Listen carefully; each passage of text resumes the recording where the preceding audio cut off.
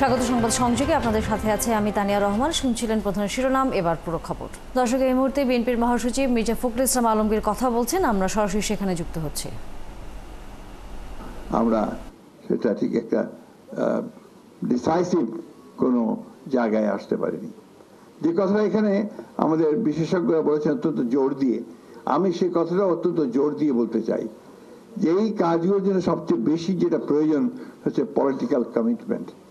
রাজনৈতিক কমিটমেন্টই হচ্ছে সবচেয়ে বড় প্রয়োজন, সেটাই দরকার। এবং সেটা তখনই তৈরি হবে যখন সেটা জনগণের মধ্য থেকে উঠে আসবে এই দাবিটা। এটাও কিন্তু অত্যন্ত জরুরি। তাই আমি খৈয়ামকে বলছিলাম যে এরপরে উচিত হবে তার গোটা অঞ্চলটা এই বিষয়টা নিয়ে জনগণের মধ্যে একটা জাগরণ সৃষ্টি করা, যেটা আমাদের মৌলানা আব্দুল হামিদ খান ভাসানী করতে সক্ষম হয়েছিলেন। তিনি ফারাক্কা মার্চ করে গোটা বিষয়টাকে, সেই ফারাক্কা ব্যারেজের বিষয়টাকে শুধু দেশে নয় আন্তর্জাতিকভাবেও সেটাকে সামনে নিয়ে এসেছেন, যার ফলশ্রুতিতে আমরা দেখেছি যে শহীদ প্রেসিডেন্ট জিয়া রহমানও সেটাকে আন্তর্জাতিক বিশ্বে এই বিষয়টাকে নিয়ে গেছেন। আমরা একটা ট্রানজিশনাল পিরিয়ডে আছি। ডক্টর দেবপ্রিয় ভট্টাচার্য বলেছেন এবং আমাদের জিল্লুরও বলেছেন যে নেক্সট গভর্নমেন্ট, পরবর্তী সরকার, নিঃসন্দেহে পরবর্তী সরকারগুলোকে এই কাজগুলো করতে হবে। কিন্তু আজকে একটা সুযোগ তৈরি হয়েছে। এই অভূতপূর্ব একটি ছাত্রগণ অভ্যুত্থানের মধ্য দিয়ে আমাদের একটা জাতীয় ঐক্য তৈরি হয়েছিল। সেই জাতীয় ঐক্যকে সামনে নিয়ে আমরা যদি সবাই আমাদের মূল বিষয়গুলোকে সামনে আনতে পারি, সেই বিষয়গুলো যদি কাজ করি, চিন্তার ঐক্য মতো যদি থাকে, তা নিঃসন্দেহে আমরা সফল হব। আজকের ফারাক্কা ব্যারেজ বা ফারাক্কা বাঁধ শুধু ফরিদপুর এলাকা, রাজবাড়ী এলাকার সমস্যা নয়, এটা আজকে পুরো দক্ষিণাঞ্চলের সমস্যা। সুতরাং ওই মানুষ, আপনাদের সমস্ত নাগরিকদেরকে যেটা বললেন, সেই নাগরিকদেরকে আজকে ঐক্যবদ্ধ হতে হবে, সব স্তরের মানুষদেরকে হয়ে তাদেরকে সেই দাবি নিয়ে সামনে দাঁড়াতে হবে। সেই যে সরকারই আসুক, যেটা আমাদেরকে আমরা চাই। যেটা ডক্টর হোসেন জিল্লুর বলেছেন যে আগে থেকে এই বিষয়ে আমরা কাজ করতে পারি কিনা, অবশ্যই আমরা এই বিষয়টাতে আপনারা অত্যন্ত সচেতন। আপনারা জানেন যে আমাদের দলের বর্তমান চেয়ারপারসন দেশনেত্রী বেগম খালেদা জিয়া, তিনি অনেক আগে দ্বিতীয় সেতুর কথা কমিট করেছেন, তার কমিটমেন্ট আছে। এবং আমরা রাজনৈতিক দল হিসেবে আমরা মনে করি যে এই সমস্ত অঞ্চলগুলোকে, এখানে যেখানে জীবন জীবিকা প্রশ্ন জড়িত আছে, আপনার মানুষের নিরাপত্তা প্রশ্ন আছে, যে প্রশ্নটা আইনুল নিশাত সাহেব করেছেন, যে প্রসঙ্গটা তুলেছেন, অত্যন্ত গুরুত্বপূর্ণ প্রসঙ্গ যে দক্ষিণাঞ্চলের বহু অংশ এখন আপনার মানুষ চলে যাচ্ছে, ছেড়ে যাচ্ছে, কারণ সেটা আর বাসোপযোগী থাকছে না। এটা অত্যন্ত একটা ইম্পর্টেন্ট একটা ইস্যু। আমার মনে হয় পরবর্তী সরকারগুলো শুধু নয়, জনগণের এই বিষয়ে অত্যন্ত সজাগ থাকা উচিত। দর্শক, আমরা এতক্ষণ সরাসরি বিএনপির মহাসচিব মির্জা ফখরুল ইসলাম আলমগীরের বক্তব্যে ছিলাম। এর আগে বিএনপির পক্ষ থেকে 2024 সালের বছরের অডিট রিপোর্ট জমা দিয়েছে নির্বাচন কমিশনে। রোববার দলটির সিনিয়র যুগ্ম মহাসচিব রুহুল কবির রিজভী নেতৃত্বে একটি প্রতিনিধি দল ইসি সচিব আক্তার আহমেদের কাছে বিএনপির আর্থিক আয় ব্যয়ের বিবরণী জমা দেয়। 2024 সালে বিএনপির আয় হয়েছে 15,94,842 টাকা, আর ব্যয় হয়েছে 4,80,04,820 টাকা। রুহুল কবির রিজভী সাংবাদিকদের বলেন, গণতন্ত্র নস্যাৎকারীরা নির্বাচন বানচালে চক্রান্ত করছে। সরকারকে এ ধরনের ষড়যন্ত্র মোকাবেলার আহ্বান জানান তিনি। অতীতে মেরুদণ্ডহীন লোকদের ইসিতে নিয়োগ দিয়ে কারচুপি নির্বাচন করেছে আওয়ামী লীগ অভিযোগ করেন বিএনপির এই শীর্ষ নেতা। আগামী ত্রয়োদশ নির্বাচনে কারচুপি হবে না বলেও প্রত্যাশা করেন তিনি। তার যে প্রাতিষ্ঠানিক স্বাধীনতা, সেই স্বাধীনতা হারিয়ে ফেলেছিল। প্রতিষ্ঠানটি হয়েছিল নির্বাহী বিভাগ তথা নির্বাহী বিভাগের যিনি প্রধান, এবং যে নির্বাহী বিভাগটি একেবারেই অনির্বাচিত এবং অনেকটা গায়ের জোরে ফ্যাসিবাদী ক্ষমতার জোরে ক্ষমতায় ছিলেন, তাদের যে ফ্যাসিবাদী যে অস্ত্রের একটি প্রতিষ্ঠান হিসেবেই এটা তারা গড়ে তোলার চেষ্টা করেছে। বিষয়গুলিকে আইডেন্টিফাই করে যাতে কোনো ধরনের নির্বাচন বিরোধী, গণতন্ত্র বিরোধী শক্তি কোনো ধরনের চক্রান্ত যাতে করতে না পারে, সেটা তো দেখার দায়িত্ব হচ্ছে অন্তর্বর্তীকালীন সরকারের। জাতীয় সনদের প্রাথমিক খসড়া আগামীকাল রাজনৈতিক দলগুলোর হাতে পাবে বলে জানিয়েছেন জাতীয় ঐক্যমত্য কমিশনের সহসভাপতি ডক্টর আলী রিয়াজ। 19তম দিনের বৈঠকের শুরুতে তিনি এই কথা জানান। এ সময় 31 জুলাইয়ের মধ্যে আলোচনা শেষ করে ঐক্যমতে পৌঁছাতে রাজনৈতিক নেতাদের তাগিদ দেন তিনি। প্রয়োজনে আগামী 2 দিন লম্বা সময় ধরে আলোচনা করার কথাও জানান ডক্টর আলী রিয়াজ। মৌলিক বিষয়ে বড় ধরনের আপত্তি পেলেই আলোচনা করা হবে। এ পর্যন্ত 10 ইস্যুতে একমত হয়েছে জানিয়ে তিনি বলেন, বাকি 7টি ইস্যুতে আলোচনা চলছে। এদিকে আজকের বৈঠকে সংলাপে আলোচনা হবে 3টি বিষয়। রাষ্ট্র পরিচালনার মূলনীতি ও নাগরিক মৌলিক অধিকার সম্পর্কিত প্রস্তাবের উপর আলোচনা করার কথা রয়েছে। আলোচনা হতে পারে পুলিশ কমিশন গঠনের বিষয়েও। কমিশন তৈরি করেছে এবং কমিশন আগামীকালের মধ্যে সকল রাজনৈতিক দলের কাছে এই খসড়া প্রেরণ করবে আপনাদের বিবেচনার জন্য। আমরা মনে করি আপনারা আলাদাভাবে মতামত দিলে সেগুলোর সামনে বিস্তৃত করা হবে। আমরা খসড়া নিয়ে এখানে আলোচনা করব না এই কারণে যেগুলো শব্দের ব্যাপার। যদি কোনো রকমের মৌলিক কোনো আপত্তি ওঠে তাহলে আমরা ফ্লোরে আনবো, না হলে আনবো না। দর্শক, এই মুহূর্তে জাতীয় ঐক্যমত্য কমিশনের সাথে রাজনৈতিক দলের নেতা কর্মীদের যে বৈঠক তার মধ্যবিরতি চলছে। এই মুহূর্তে গণমাধ্যম কর্মীদের সামনে কথা বলছেন রাজনৈতিক দলের নেতারা। আমরা যুক্ত হচ্ছি। আজকে শুরুতে যে আলোচনাটা হয়েছে পুলিশ কমিশন গঠন নিয়ে, আমরা বলেছি নীতিগতভাবে পুলিশ কমিশন গঠন করা দরকার। কারণ আমরা বিগত দিনে দেখেছি পুলিশ প্রধান বেনজির কিভাবে বেনজির হয়ে উঠেছেন, ডিবি হারুন কিভাবে হাউন আঙ্কেল হয়ে উঠেছেন। আমরা এই পদ্ধতিকে রোধ করার জন্য পুলিশের জবাবদিহিতা, দক্ষতা, যোগ্যতার সাথে কাজ সম্পন্ন করার জন্য একটি পুলিশ কমিশনের প্রস্তাবকে আমরা সমর্থন করেছি। কিন্তু সেই পুলিশ কমিশন যদি দন্ত নখহীন বাঘের মতো হয়, কোনো কার্যকারিতা না থাকে, তার একটা তদন্ত কমিটির মতো তদন্ত করে তদন্তের রিপোর্টটা জমা দিবে, তাহলে তো সেটা কোনো কার্যকারী হবে না। তাহলে এটা একটা মাথাবাড়ি প্রশাসনের মতো রাষ্ট্রীয় অর্থ অপচয় হবে। আমরা সেই ক্ষেত্রে এই কমিশনকে অবশ্যই তার কার্যকর্ম কি হবে তার মধ্যে তাকে ক্ষমতা এবং সুনির্দিষ্ট কিছু কার্য উল্লেখ করে তারপরে এই কমিশন গঠন করতে হবে। স্ট্রাকচার নিয়েও অনেক ধরনের প্রস্তাব আছে, আমরা সেই দিকে যাচ্ছি না। এই প্রস্তাব আমরা মোটামুটি সমর্থন করছি। দ্বিতীয়ত যে বিষয়টা নিয়ে আলোচনা হয়েছে রাষ্ট্র পরিচালনার ক্ষেত্রে যে 4 মূলনীতি, আমরা এখানে সুস্পষ্ট গত 21 তারিখে এই কমিশনের কাছে বিপ্লবী ওয়ার্কার্স পার্টির পক্ষ থেকে আমরা একটি প্রস্তাব উত্থাপন করেছি। যে প্রস্তাব নিয়ে আজকে এখানে আলোচনা হয়েছে, আমরা বলেছি মহান মুক্তিযুদ্ধের মধ্য দিয়ে আমাদের যে রাষ্ট্র পরিচালনার যে 4 মূলনীতি লিপিবদ্ধ ছিল, 5ম সংশোধনীর পর যেটা সংশোধনী আকারে যেটা আছে সেইটাকে আমরা রাখার পক্ষে। কিন্তু এই যে হাউজের যতগুলি রাজনৈতিক দল, এটা অনেক মৌলিক বিষয়। এই মূলনীতির উপর ভিত্তি করে রাজনৈতিক দলগুলির রাজনৈতিক চরিত্র কী হবে, দলের চরিত্র কী হবে। সুতরাং এখানে বামপন্থী, ডানপন্থী, ইসলামপন্থী, মধ্যপন্থী, উদারপন্থী অনেক রাজনৈতিক দল আছে। তাদের রাজনৈতিক এজেন্ডা আছে, রাজনৈতিক চরিত্র এবং দলের চরিত্র ভিন্নতা আছে। সেক্ষেত্রে বহু বিভক্ত এবং মীমাংসা সম্ভব না।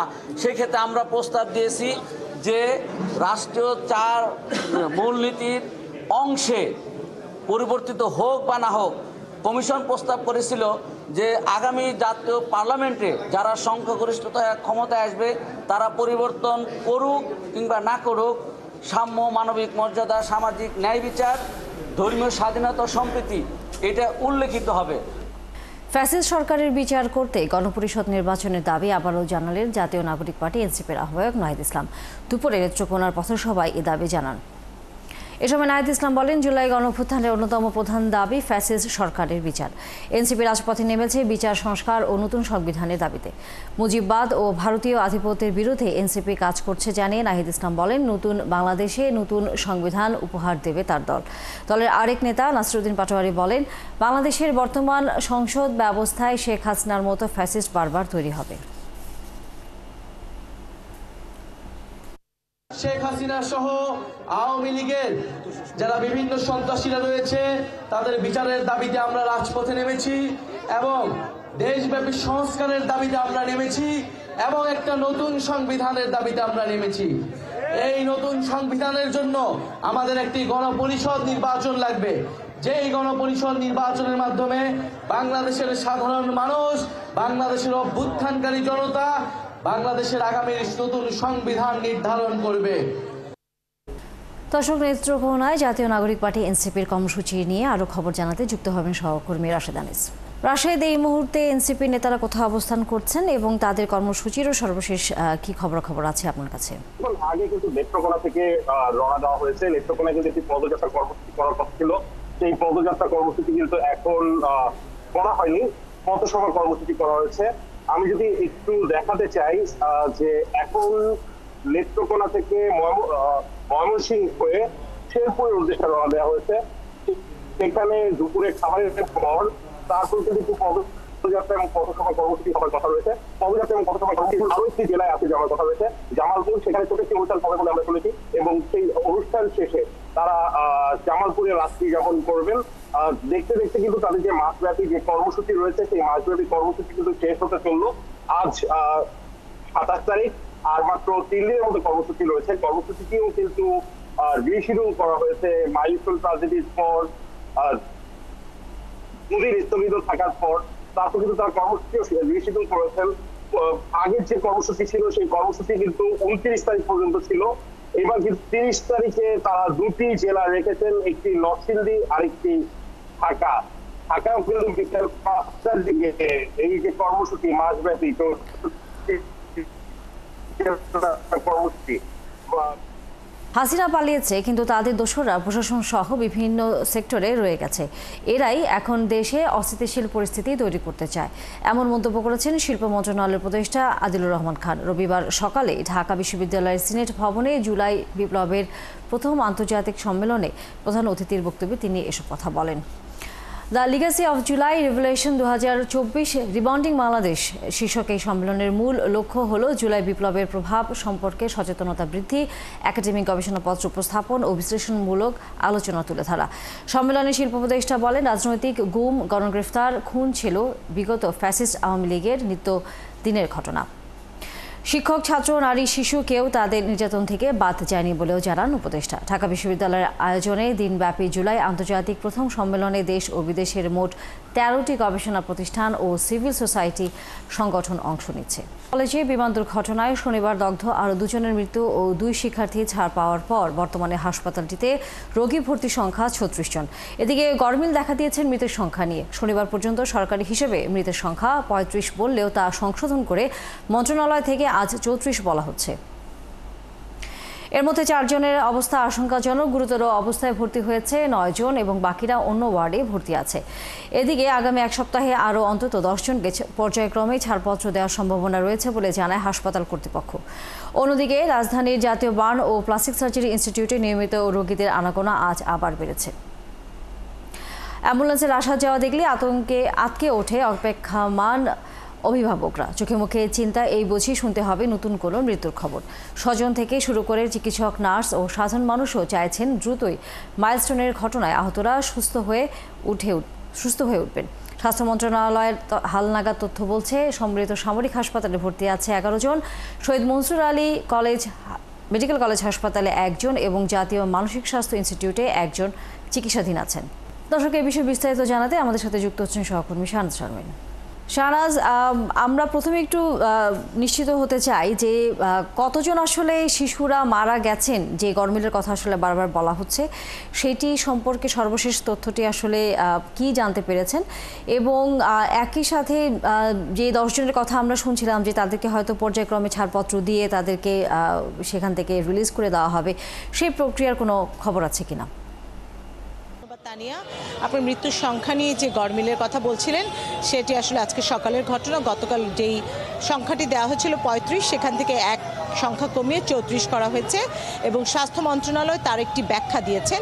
সে ব্যাখ্যায় এই মৃত্যুর সংখ্যাটি আসলে সিএমএইচে যে দেহাবশেষগুলো রাখা আছে, মরদেহগুলো রাখা আছে, সেইখানে গরমিলটি হয়েছে এবং লামিয়া আক্তার নামে একজনের মরদেহ 6টি ব্যাগে দেওয়া হয়েছিল। সিআইডি আমাদেরকে যে ব্যাখ্যাটি বা যেই সিআইডি যে তথ্যটি আমি সংগ্রহ করেছি সেখানে খুব স্পষ্ট দেখা যাচ্ছে লামিয়া আক্তারের মরদেহের অংশ 6টি ব্যাগে ছিল এবং যখন ডিএনএ টেস্ট সম্পন্ন করা হয় তখন দেখা যায় যে সিএমএইচ থেকে যেই মরদেহগুলো দেওয়া হয়েছিল তার মধ্যে 1 জনের সংখ্যা কম আসছে, কারণ একই মরদেহ অনেকগুলো ব্যাগে গেছে। তো এই হিসেবেই আসলে মরদেহের সংখ্যা বেড়েছে এবং কমেছে, এই বিষয়টি এসে দাঁড়িয়েছে। এখন আপনি যেটা বলছিলেন যে আজকে কাকে ছাড়া হয়েছে, আজকে একজনকে ছেড়ে দেওয়া হয়েছে, তার নাম আমি একটু আগেই দিয়েছি যে কাজী আমজাদ মাহমুদ। তার বয়স 20, সে একজন উদ্ধারকারী ছিল। মাইলস্টোন স্কুলে থেকে, ওখান থেকে তাকে উদ্ধার করা হয়েছে। আজকে সুস্থ হয়ে সে বাড়ি যাচ্ছে। তার বাসা উত্তরা এবং তার দেশের বাড়ি চাঁদপুর। সে একজন রেস্কিউয়ার ছিল। তো এছাড়া আজকে বিকেল 3টায় বার্ন ইনস্টিটিউটের মহাপরিচালক আমাদের কাছে ব্রিফিং করবেন এবং সেখানেই আসলে বিষয়টি পরিষ্কার করবে আমরা বলতে পারবো। যদিও সিআইডি, স্বাস্থ্য অধিদপ্তর এবং সরকারের যে এই তথ্য আমাদের বারবার দেওয়া হয় বিভিন্ন সময় বেঁধে দিয়ে, সেইখানের গড়মিলটি আসলে এখন এক জায়গায় এসে দাঁড়িয়েছে। আমরা এখন বলতে পারি যে মৃতের সংখ্যা 34 এবং আজকে একজনকেই এখন পর্যন্ত রিলিজ দেওয়া হয়েছে। আর যাদের কথা বলছিলাম ভেন্টিলেশনে বা লাইফ সাপোর্টে আছেন 4 জন, তার মধ্যে 2 জনের অবস্থা খুবই আশঙ্কাজনক এবং চিকিৎসকরা তাদের বিষয়ে বারবার ব্যবস্থাপত্র পরিবর্তন করে দেখতে চেষ্টা করছে তাদের উন্নতি করা যায় কিনা। এখন পর্যন্ত এইটুকুই তা নিয়ে আমার কাছে সর্বশেষ যা আছে। আমরা নিশ্চয়ই ধন্যবাদ শাহনাজ শর্মিন। আপনার মাধ্যমে আমরা বার্ন ইনস্টিটিউটের সর্বশেষ খবরাখবর জানছিলাম মাইলস্টোন স্কুলের এই ভয়াবহ দুর্ঘটনার। দর্শক সহকর্মী শাহনাজ শর্মিন ছিলেন আমাদের সাথে এতক্ষণ। মাইলস্টোন স্কুলে চলছে আলামত সংগ্রহের কাজ। দুর্ঘটনায় ক্ষতিগ্রস্ত ভবনে বাংলাদেশ বিমান বাহিনীর সদস্যরা কাজ করছেন। আজ বিদ্যালয়ে কোনো শিক্ষার্থী বা অভিভাবকদের আনাগোনা চোখে পড়েনি, তবে উৎসুক জনতার ভিড় লেগেই আছে। গত কয়েকদিন ভেতরে প্রবেশ নিষেধ থাকলেও আজকে যে কেউ প্রবেশ করতে পারছে। এদিকে রবিবার শ্রেণীর কার্যক্রম আজ খোলার কথা থাকলেও সেটি পরিবর্তন করা হয়েছে। আগামী সোমবার জানা যাবে শ্রেণী কার্যক্রম কবে থেকে খোলা হবে। শিক্ষক কর্মচারীরা বিদ্যালয়ের কার্যক্রম স্বাভাবিক করতে কাজ করে যাচ্ছেন। ক্যাম্পাসে খোলা হয়েছে 3টি কাউন্সেলিং সেন্টার। শিক্ষার্থী, অভিভাবক যারা দুর্ঘটনা পরবর্তী মানসিকভাবে অসুস্থ হয়ে তাদের জন্য কাউন্সেলিং সেন্টার কাজ করছে। চলছে সংবাদ সংযোগ। সরাসরি সংবাদ অনুষ্ঠান দেখতে থাকুন 71 ফেসবুক পেজে এবং সাবস্ক্রাইব করুন 71 ইউটিউব চ্যানেল। সংক্রমণ, জীবাণু এবং বায়ু দূষণ থেকে সুরক্ষিত থাকতে মাস্ক ব্যবহার করুন। থাকুন 71 এর সাথে।